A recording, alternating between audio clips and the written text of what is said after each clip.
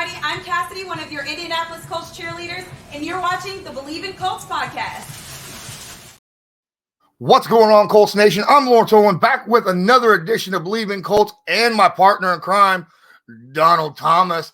Donald, what a weekend for the Indianapolis Colts. Walked out of it, 7th seed in the AFC. If the playoffs started today, Indianapolis is in. Now, obviously, we still got games to play, 6 in fact, but where's your optimism right now with the Indianapolis Colts after this past Sunday's game? Positive, man. Like I'm looking at this thing from a standpoint of strength of schedule, upcoming opponents, the way other teams are playing in the AFC.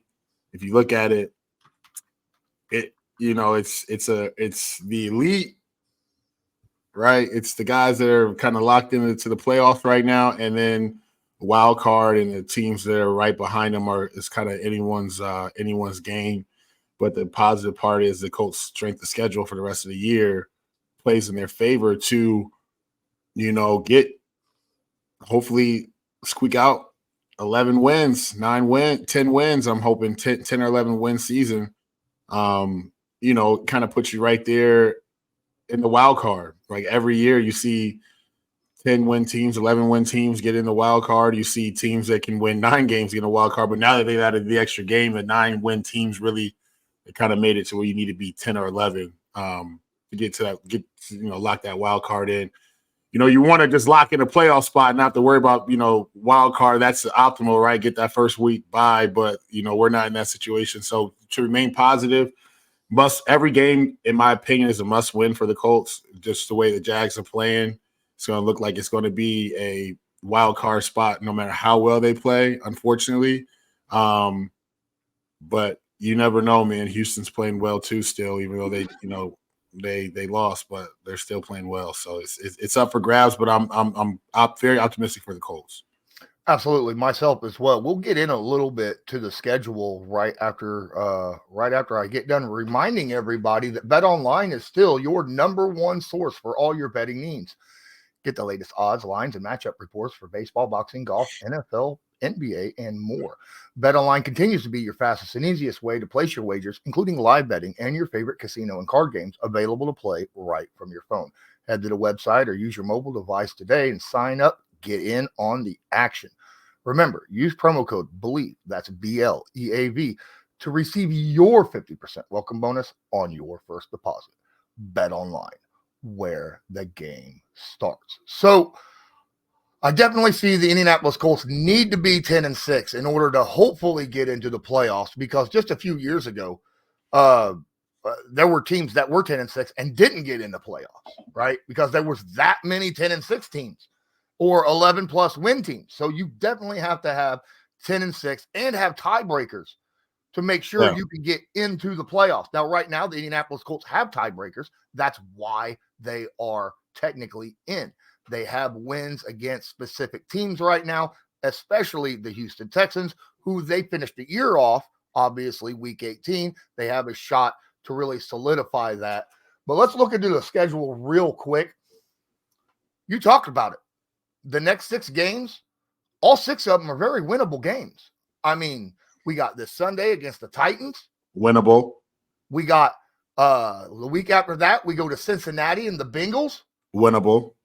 We got now the one that worries me the most. I know. I hear it comes. Is the week after that when the Steelers come to Indy.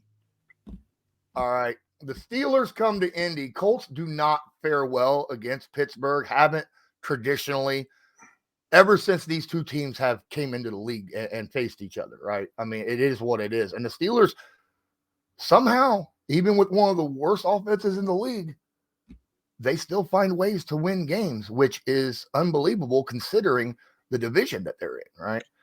And the Steelers looked, they looked strong Sunday. I mean, they looked old Steeler-esque Sunday, and so that's not promising. But nonetheless, though, it's still a winnable game. They're 7-4. They're one game better than the Colts. They're evenly matched, in my opinion. So that's a winnable game, but that's the one where I'm going to leave off just to guarantee a win. So we're at what? We're at 8 wins right now before the first game. Yeah. Falcons are Yep. that could go either way, but that's a winnable game. So now we're at 9. Raiders 10, right? We're at 10 wins on the season. And then it comes down to Texans and Colts divisional game. Can go either way, and I think that it could be a situation where we have matching records, close to it. We can have matching records, or they could be a 10 or 11 win team by the time that they come to play the Colts, and Colts are going to have to win that football game. Yep, absolutely. I believe that as well. And the most important thing is the Colts. We talk about it all the time. Everyone talks about you got to be playing your best football late November heading into December. The Indianapolis Colts 3 weeks ago, or 4 weeks ago, technically, due to the bye, were just finishing out a 3-game losing streak. Right now, they're on a 3-game winning streak. And that's when you want to flip that switch, get into your winning streak right now. Mm-hmm. And now the Colts over 500.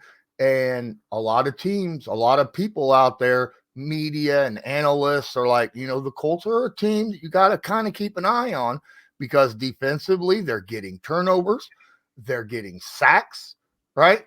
Which both of those right there, the Colts, I think, have 20 games straight with a defensive turnover. 20 games straight. Yeah, the Colts have always been, from the time that I've come to Indy, we've always been a team that we get a turnover. It happens. I mean, you get it. And you know what the crazy part is? It's like, I don't know what it is, but with the Colts, and this is great for the Colts, right? But you'll see something where they will get a good team will come in and just play like complete not their game. For whatever reason it is, and especially when they come to Indy.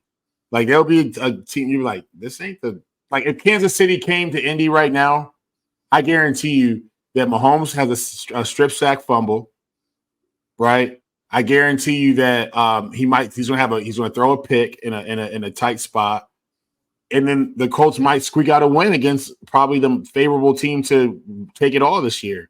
So that's just how it kind of goes when you play the Colts, and it works well in our favor for whatever reason. But the only other issue is, right, we have a tendency to turn the ball over too.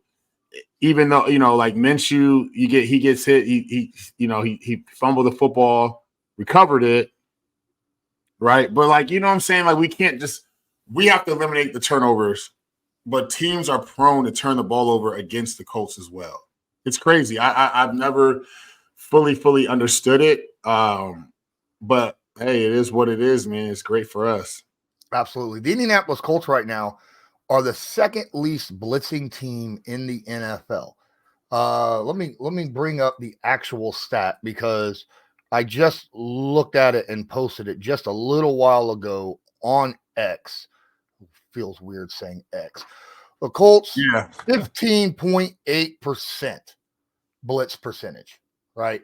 The only team that's worse than them is the Jets. And let's face it, the Jets are, their defensive line is unbelievable. They also have the Jets have the second best pressure rate in the NFL while blitzing the least. So that's unheard of, unrealistic. But the Colts are sixth in sacks with having the second least blitzes in the NFL.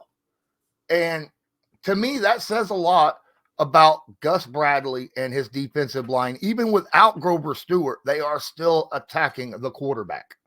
Yeah, I mean, look, listen. If I don't need to lose someone in pass coverage, if I don't need to bring someone and I can still get to the quarterback and have an extra guy in a passing lane, why would I do it? You know what I'm saying? I was talking last night to a guy at my daughter's basketball game. He's a Colts fanatic, and we were talking, and I just told him, I'm like, listen, he's like, who should the Colts draft next year? I'm like, listen, I feel like they need to go after another big man in the middle. They need to mimic Philadelphia's defensive line, defensive front. They need to get a big, strong another Grover Stewart 2.0, but even a more of an upgrade. Find him in the draft or get another guy in here in free agency. Because if this is going to be the Colts' MO, which is not a problem if we're getting to the quarterback and creating pressure, that only creates more turnovers for the secondary, right? Because now you got a quarterback that's under duress. He's making bad decisions with the football. I don't have to lose a linebacker in the blitz coverage. I don't have to blitz a safety, what have you. So, some people are like, oh, well, we don't blitz enough. Like, we don't have to blitz and we don't have to blitz a lot to get pressure. That's a positive. That's a complete positive, right? So, just as long as everybody stays healthy up front and get Grover back and he can kind of clog that middle up some more, this is a front that we really just need to fix the offense a little bit more. And the Colts are building something for the next few years. Absolutely. I'm going to stay on that point just a little bit. Right now, like I said, the Colts have 36 sacks on the year with 6 games left. They are currently on pace for 55 sacks on the season, which would have been second best in the NFL last year, right? Last year, the Colts only had 44 sacks. Now, and we thought, we didn't do too bad, 44 sacks on a season. We only need 8 sacks in 6 games to reach that mark, and the Colts are averaging over 12 sacks a game, over 3 sacks a game. I'm about to say, holy smokes. Yeah, I would love to see 12 sacks a game, wouldn't it? Oh, my goodness. We'd be the best in the NFL history. But averaging over 3 sacks a game is still very impressive, no matter what. Can the Colts reach that 44 mark they had last year? And where do you think is that? Do you think that they should have a target line, or do you think they just keep playing as they play on a game-by-game basis? Nah, no target line. I mean, here, look, let's look at it real quick, right? If you want to look at it, Titans offensive line bad, right? Bengals offensive line a little bit better. All right, they've struggled a lot. Steelers offensive line, middle of the pack. Falcons offensive line, I think they're halfway decent in my opinion. Raiders offensive line's been struggling. Texans offensive line has been pretty decent. So when you look at that from a standpoint of is this 44 mark reachable, I think they blow that out the water. And I think they finished first or second in the league in sacks. I don't know if it's going to be 55 because you're not going to have a 6 sack game every single game. Like there's going to be these teams that were like, listen, everybody's DNA, everybody's MO, everybody's pedigree is known now. There's 11 games of film worth to know what a team is and who they are and how they're going to rush the quarterback and all that kind of stuff. Grover Stewart's going to create pressure. I don't see him getting a ton of sacks to keep adding to that list, but when he gets back, but what I'm saying is that it's very, very, very obtainable to get after the quarterback for these guys and to create pressure. So that record is going to, that 44 mark, they blow that. They surpass that. 55, I think that they should maybe hit that, but there's some other teams that they're rushing really well as well. This is a problem that I have, and it's in just I'm speaking from an offensive lineman standpoint. Offensive line play has been subpar this year. Like you've been seeing quarterbacks getting beat up. Like I've seen 9 sack games. I've seen a 10 sack game. Like when the Giants, I think it was the Giants against the Seahawks, maybe I think it was something like that earlier in the season. Like disgusting. Like just giving up sacks. Like I feel so bad for Daniel Jones, not to get off the topic, but like offensive line plays down. Colts line play is up there. They're as far as protecting the quarterback for the most part this year. They've been, not the top tier, but they've been up there, right? They've done a decent job of protecting the quarterback. And I like to, say that, they have a little bit of that Tony Sparano Jr. in them from the late Tony Sparano, who was my head coach in Miami, but he was an offensive line coach in Dallas before that. So they have a pedigree of their coach is an offensive line coach. His dad was offensive line coach. He beats it in them on how to protect the quarterback. He creates the importance of protecting the quarterback and running the football and being tough up front. And you see a lot of these guys, a lot of these teams are lacking for whatever reason. Offensive line play is down. Just look at the Patriots, man. Bad offensive line play results in a bad record. So I don't want to get too far off topic from the Colts, but that's what I'm seeing as far as. So it's very, very, very obtainable when you look at these teams for the Colts to create this pressure without having to blitz. It's telling. Absolutely.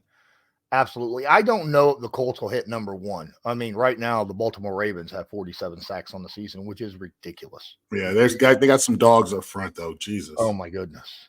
And they blitz quite a bit, too. Yeah. Not as much as they have in recent past, but they did earlier in the season, but they've lessened up a little bit in their blitzing in the last few weeks. We're going to flip over to the offense. I think we talked enough about the defense and what we saw. You talked about the offensive line, about how they protect the quarterback. They've been run blocking very, very well against the third overall run defense in the football, the Tampa Bay Buccaneers. We averaged over 6 yards, like 6.5 yards a carry between both of our running backs. And it wasn't just the offensive line. Obviously, the running backs were creating after contact as well, but they were making some holes there for those guys. And it frustrated me in the first half when I saw that Jonathan Taylor, Zach Moss combined had 8 carries in the first half. Yes, we had 17 points on the board at halftime, but 8 carries between our two running backs, and they were averaging near 7 yards a carry at that point. It felt like we were kind of leaning a little too heavily on the Gardner Minshew. Oh, Tampa can't protect the pass, defend the pass very well, so let's throw it. But we talked about it earlier. We need to be able to run the football, and we need to do it effectively and do it over and over and over. That was our preview for that game. What was your thoughts going into halftime after seeing that? Run the damn ball. You see Colts fans wearing the hats, the shirts, run the damn ball. Just me being an old lineman at heart, let's run the damn ball. I mean, to break a team's will, there's no other better way to do it than to run a ball down their throat.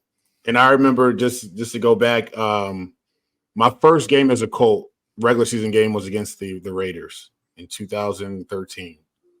And offensive coordinator asked me in front of the whole offense the night before the game. He had this script. He said, I'm going to print this up. He said, Donald, he's like, what do you want to run coming out the gate? What's the number? What's the first play you want? I said, inside zone. So I guarantee you we will get positive yards the first game. The first play of the game, I want to set the tone, right? And it just sets the tone for the game when you can break a team's will and you let them know, like, hey, this is what it's going to be. It's going to be physical. It is what it is. And it just opened up the pass game for us. But you got to have the right guys with that right mindset to do that, right? And so, like, everybody was on the same page when I manifested it, in front of the whole offense the night before. What did we do? We ran inside zone to the right, first play of the game, and we got 9 yards, right? And so it just kind of would set the tone, like, damn, these boys come to play. And I just want, I feel like passing the ball is great. It's cool. It's sexy. It's what the fans want to see. They want to see the ball going in the air. They want to see guys making these acrobatic catches for the ball. Love it. But we also got to have a strong run game to be able to what's the word I want to say? I don't know. Make it, I don't know the word, but, just kind of marry that. Right. So, yeah, I would just love to have seen more carries too. I was sitting there, I'm like, what? I'm like, are they hurt? Are they scared to run the ball? Like, what's the deal? Like, do you want to put all the marbles in one bag with Gardner Minshew? Because I'm still at that point now when he drops back and he throws a ball over, 10 yards. I'm like, okay, we're good. Okay, we're good. Because he's made questionable decisions, like in the past.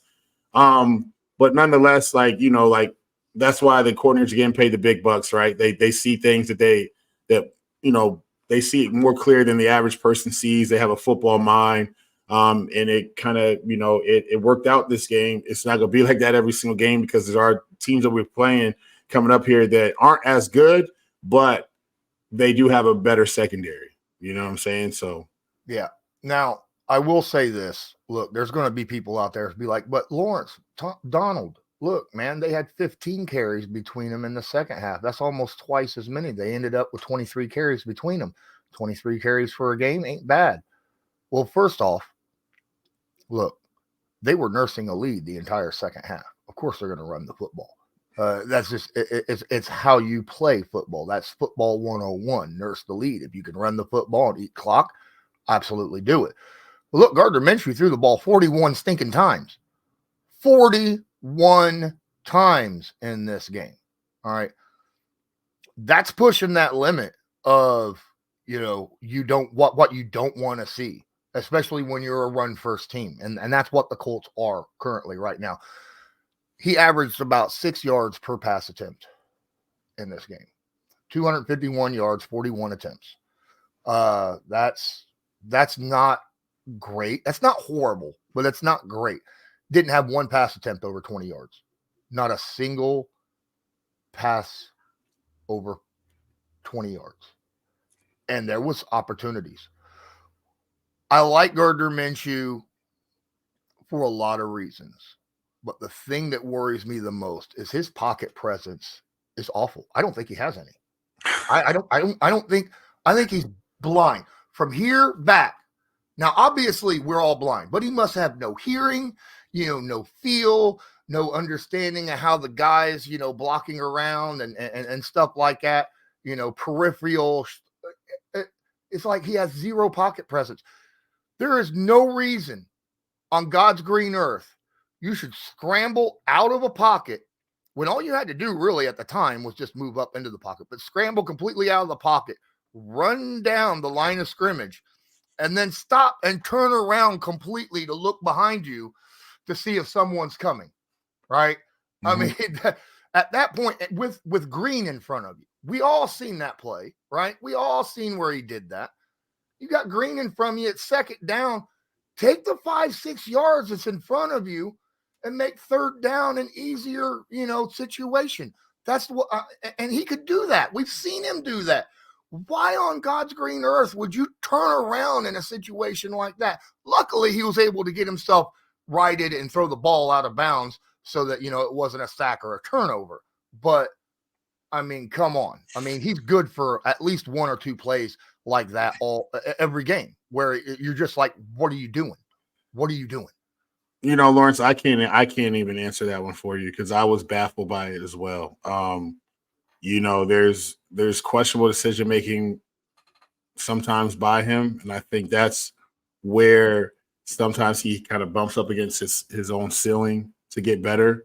I still don't know why he did that or what made him or prompted him to do all of that in that one play and not just run the ball up and slide or do whatever he could to get extra yards and make it more manageable. I do not know, and I'm not even going to go here and try to figure out. I'm not a quarterback. I'm not. I don't know the psyche. I just think that he doesn't fully trust everybody around him. That's the only explanation I have for that situation is he doesn't fully trust everybody. Like he sees it, but he doesn't have full trust. Like I think like this offseason, wherever he ends up, if he still ends up in Indy, I think they need to go out in the woods. Whole offense, right? Especially the O-line, tight ends, and the quarterbacks and the running backs, and do like rope courses where they have to trust each other, blindfolded, fall back in the chair, fall back off each other and close their eyes and trust the guys in front of them are going to catch them. As corny as it sounds, like stuff like that works, man. And I think that like they just need a dedicated day to do something corny like that, but it's going to make them a better team overall because they all have full trust in each other. It's just team building. And I think that when he can fully trust, or when Anthony's back, that he can fully trust the guys around and know that they're going to do their job and they have each other's back. Because like there's some times where you said pocket presence, right? He you can stay in there for an extra second. You could probably step up for like an extra second, but you tend to either make a bad decision or you just do something crazy. Whereas opposed to like you see another quarterback that trusts his guys up in front of him. He's going to step up and make that throw and put everything into it and get that ball down the field. So, just from a standpoint of coaching, his trust, their trust in Gardner, then Gardner's trust in the offensive line. Like NFL guys like these kids now, everybody reads what anyone says about them. Everybody listens to whatever these guys, what everyone's spewing out about them. Like they just do. It just is what it is. And so like he understands it. Like Colts fans have a ton of trust in him. He knows it. He reads it. He hears it. No one's stupid. No one lives under a rock. Like, let's stop. But so I think all that plays into the fact of like when plays are on the field, I just don't want to mess up because I don't want to let everybody down. I got 60, 70,000 people watching me right now and hundreds of thousands more, on TV. I know I'm going to hear it. I'm just trying to make a play. I know I'm not the number one guy. There's so much stuff going through your head as a player, especially at quarterback. You have the damn ball every time the ball snap. You touch the ball, that your decision making is under a microscope. And I just think that plays a factor into some things that he does on the field. Absolutely. We got about 1 minute each to give our final thoughts about the Colts right now. I'm going to go first. First off, I love Shane Steichen's play calling. He always, it seems like 2-3 times a game, he drops a play that just is like, oh, wow. Like that 4th and 1 where, they had Zaire Franklin out as eye candy for the defense, thinking that we'd run it up the gut. And then next thing you know, you got a 30-yard play to Mo Alley Cox down the seam, right? Love that. And also, Michael Pittman Jr. needs to get paid, in my opinion. Michael Pittman Jr., 10 catches, over 100 yards in this game. He's been by far the most consistent guy on this team. I think that if you wait till the end of the season, his price is just going to be even higher because there's going to be offers from a lot of other guys. He's going to be like, well, let me test the market. I know that it's late in the season, but still at least just be like, what do you think? That's what I would do, but we'll see what happens. What's your final thoughts? Samson Ebukam. Big play. Seal the deal. Zaire Franklin, play big. Defense play big in this game, and I think they get the game ball for this game personally. We didn't miss a beat. Distractions last week in the bye week. I've said my piece. I'm at peace. Guys are just playing well and moving on, and that's the defense has got to play lights out for the rest of the season to give the Colts a chance for the playoff push. There's no ifs, ands, or buts about it. Our offense is going to be what our offense is. We've shown that. We know what our capabilities are. We know what our ceiling is. That's just going to be it. If you want to lock up Michael Pittman Jr., you can during the season, but I really feel like, in my personal opinion, the Colts should probably wait till the offseason to lock him up because I don't think he's going to have like this blockbuster deal, in my opinion, from anybody. I think he's going to get a good deal, but he's not going to get this could be a whole nother episode, so don't bash me on this, but he is a good receiver for the Colts, but I think that we can upgrade tremendously in the passing department with him here. So I don't want all the money to get allocated and then we're still in a situation where we're still getting, 100 yards every other game or every 3 games, 100 yards, when we can get 100 yards from a guy that's a complete dog and just demands the ball, and you just got to put it up to him so that we help Anthony Richardson out in the pass game so that he didn't have to run the ball so much and we don't run into these situations for next year. I'll say my piece. That's it. I know we had a minute. I probably went over it. I know I did. Sorry. No, it's all good. It's all good. I think that's going to do it for this episode of Believe in Colts with myself and Donald Thomas, brought to you by Bet Online. And as usual, go Colts. Go Colts. Do you believe?